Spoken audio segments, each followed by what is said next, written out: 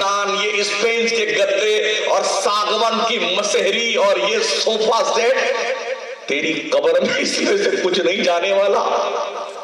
اگر اس خبط میں مبتلا ہے تو جا کے اپنے اس بھروڑ کے قبرستان میں مرے ہوئے لوگوں سے ایک بار ان کی مزاج پرسی کر کے تو آ جا، اکیلے جانا اور پوچھنا سرپنچ صاحب کیسی طبیعت آپ کی، ابا حضور طبیعت شریف ٹھیک ہے آپ کی؟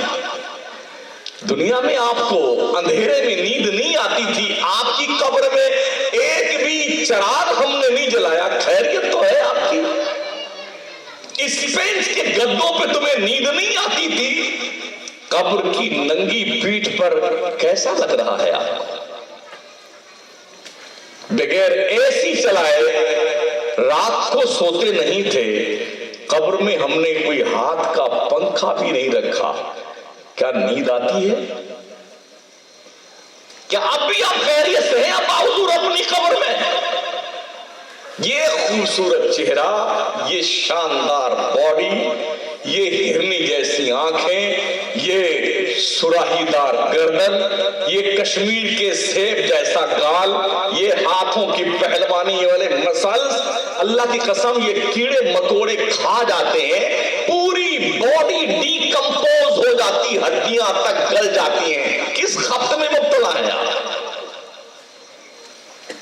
کس کے لیے بے ایمانی، ڈکیتی، لوٹ مار، حرام خوری، بے ایمانی، جھوٹ بولنا، غیبت کرنا، چغلی کرنا، اپنی اولاد کو مستقبل میں بہت پاورفل دیکھنے والوں کم از کم یہ دھیان رکھنا، اللہ کے نبی صلی اللہ تعالی علیہ وسلم ارشاد فرماتے ہیں، او میری امت کے لوگوں کان کھول کے سن لو، بندہ کماتا اکیلے ہے، کھاتا پورا پریوار ہے، حساب اکیلے دینا ہے۔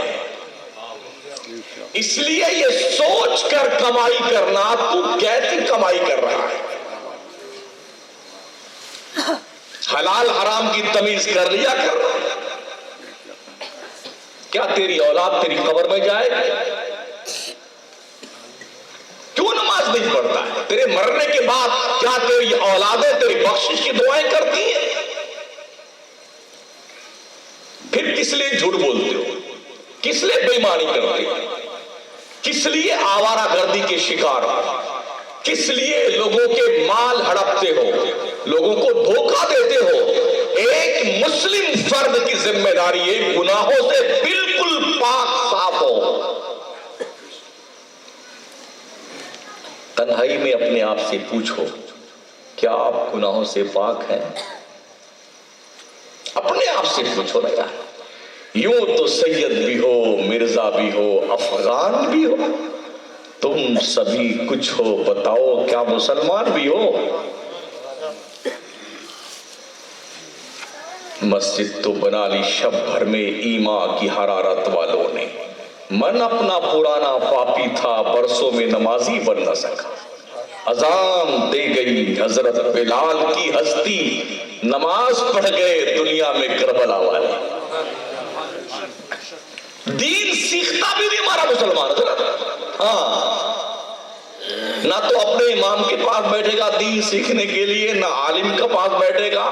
اور ماشاءاللہ تمہارے یہاں ماشاءاللہ کئی تنظیمیں ہیں، عالمی تحریک دعوت اسلامی ہے، سنی دعوت اسلامی ہے، اس کے مبلغین دین و سنیت کا کام کرتے ہیں، مسلکی اعلیٰ حضرت کا کام کرتے ہیں۔ میں نے سنا کچھ لوگ ہیں جو کہتے ہیں نہیں یہ تو سنی ہی نہیں ہے، اتنے بڑے کمینی اور ذلیل ہیں وہ لوگ جو ایسا الزام لگاتے ہیں جس کا حقیقی معنوں میں کوئی ایک بھی پوائنٹ کے برابر صداقت سے کوئی واسطہ نہیں، ایک دم جھوٹ، سراسر جھوٹ۔ سچائی یہ ہے کہ پورے ملک ہندوستان میں خصوصیت کے ساتھ اگر وہابیت کے بڑھتے ہوئے پرکوپ کو کسی نے روکا ہے تو یہ ہماری دونوں تنظیمیں ہیں، دعوت اسلامی اور سنی دعوت اسلامی۔ ان کا سپورٹ کیجیے، ان کے ساتھ جڑ کے رہیے۔ یہ صرف ہندوستان میں، دنیا کے 200 ملکوں میں کام کر رہے ہیں، مسلک رضا کی روشنی میں کام کر رہے ہیں۔ وہ لوگ جو جن کی نظروں میں یہ کھٹکتے ہیں نا، یہ وہ پیر پگا बाद तावीज करने वाले या पीरों के चमचे मौलवी लोग हैं जो इनके पीछे पड़े रहते हैं कि अगर हमसे किसी ने पूछा आज तक आपने क्या किया दीन और सुन्नियत के लिए, तो इनके पास बताने के लिए कुछ नहीं है, तो टारगेट करते रहो दावत इस्लामी को, सुन्नी दावत इस्लामी को, ताकि जनता कंफ्यूज रहे। बैठो इनके साथ में, सीखो दीन इस्लाम। अभी पूरे मुल्क के हिंदुस्तान में मुकाबला हुआ था, इंटरनेशनल मुकाबला। 10 बच्चों में से 7 बच्चे वो टॉप आए हैं जो दावत इस्लामी के मदरसे में पढ़ते हैं।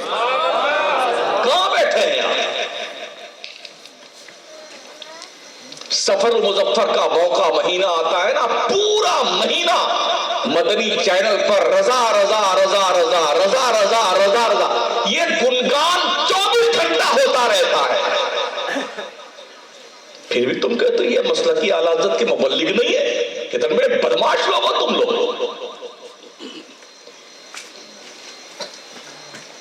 इनके यहां डॉक्टर बन रहे हैं, लॉयर बन रहे हैं, इंजीनियर बन रहे हैं, ऑफिसर बन रहे हैं। एक नहीं, लाखों की तादाद में लोगों ने दाढ़ियां रखी हैं, लाखों की तादाद में लोगों ने अपने पेशानिये न्याज के मचलते हुए सज्जों को जो रूठ चुके थे उन्होंने रब के दहलीज पे पेश करना शुरू किया है। काम कीजिए दीन सुन्नियत का, फितना मत कीजिए। और ये सारा फितना इल्ला माशाल्लाह सिर्फ पीरों का दिया हुआ है, माफ कीजिएगा, सिर्फ पीरों का। पूरे मुल्क का दौरा मैं करता हूं, कश्मीर से लेके कन्याकुमारी तक मैं देखता हूं, ये सारा फितना इनका दिया हुआ है। क्या दावत इस्लामी का कोई मुबल्लिग मुरीद करता फिरता किसी को? इनकी मेहनत देखिए, इनका काम देखिए, इन मुबल्लिगीन की जाफशानी देखिए। अगर मस्जिद में आ गए तो लगता है कि ये किसी दूसरी दुनिया से आए हुए हैं। लोग बड़ी अजीब नजर से देखते हैं। शर्म करो, अल्लाह के यहां जवाब क्या दोगे मरने के बाद? ना आलिम के पास तुम बैठते हो दीन सीखने के लिए, ना इमाम के पास बैठते हो दीन सीखने के लिए, ना मुबल्लिगीन से दीन सीखते हो, तो कब सीखोगे? मलकुल मौत तुम्हें सिखाने आएंगे।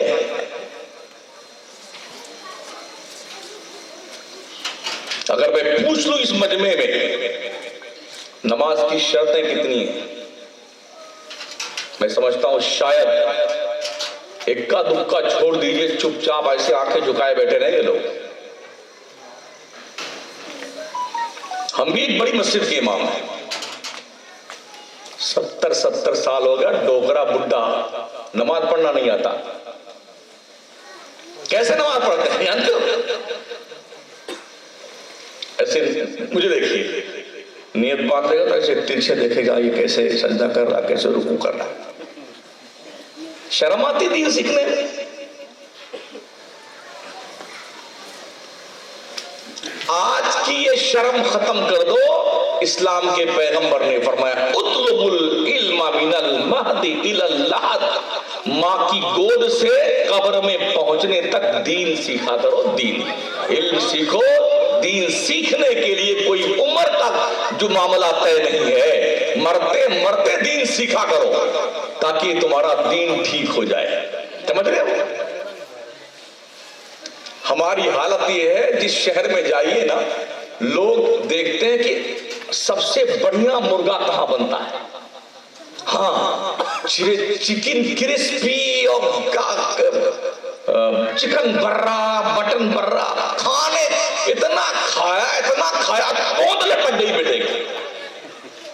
ओ खा के मुस्टंडे बनने वालों, खाना कम खाओ। लुकमान हकीम ने फरमाया था कम गुफ्तन, कम खुफ्तन, कम खुर्दन आदत बगीर, कम खाने, कम बोलने और कम सोने की आदत डालो, ये तुम्हारी सेहत के लिए फायदेमंद है। हाँ, जब खा लेते बेटे तो टंकी जब ओवरलोड होती ना तो डकारें लेकर के तोद पे हाथ फिरता, माशाल्लाह बहुत अच्छा मुर्गा बनाता। और शुक्र अदा कर अपने परवरदिगार का। हर नफ्से के अंदरूनी आयत व बैरूनी रवत शुक्र वाजिब बुलबुल शिराज फरमाते हैं हर वो सांस जो अंदर